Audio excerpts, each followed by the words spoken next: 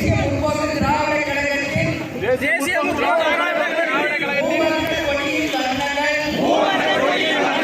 நமது கழகத்தின் கொள்கைகள் மூலம் சனாதனம், சமதர்மம், சமூக நீதி, சமசிந்தனை பறைசாற்றும் ஒரு மொழியாகவே நமது தலைவர் அளித்தார். கேப்டன் புகழ் ஓங்கவும் தேசிய முற்போக்கு திராவிட கழகத்தின் புகழ் நிலைத்து நிற்கவும்